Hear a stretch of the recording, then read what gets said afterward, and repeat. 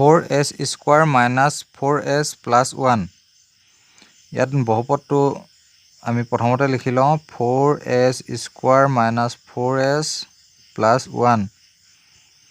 ইয়াক আমি উৎপাদক বিশ্লেষণ কৰিম s ৰ হৰক আছে -4 s স্কোয়াৰ হৰক 4 আৰু ধ্ৰুৱক 1 গতিকে 4 × 4 আৰু এফালে মাজত আছে 4 এটা 4 টো হলনি কি লিখিম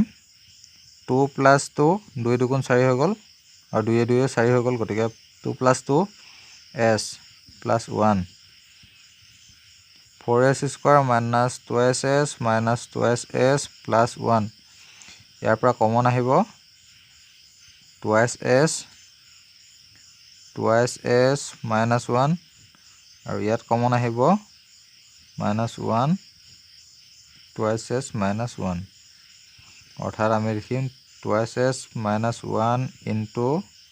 2s minus 1 এতেকে 2s minus 1 is equal 0 আৰু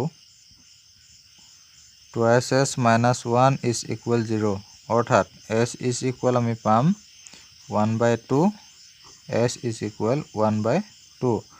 অৰ্থাৎ শূন্য দুটা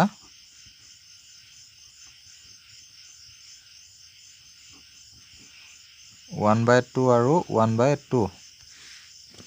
এতিয়া আমি শূন্য দুটাৰ যোগফল কৰিম অৰ্থাৎ শূন্য দুটাৰ সমষ্টি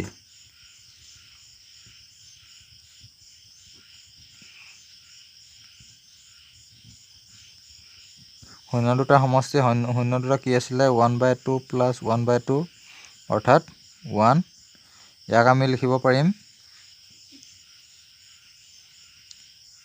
-4/4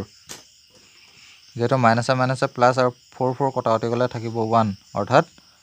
মাইনাস s ৰ হৰক আৰু তলতে হ'ব s স্কোয়াৰৰ হৰক আৰু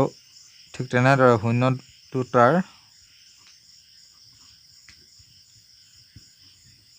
গুণফল শূন্যটাৰ গুণফল 1/2 into 1/2 ওপৰত আহিলে 1 × 1 তলত আহিব 2 × 4 অৰ্থাৎ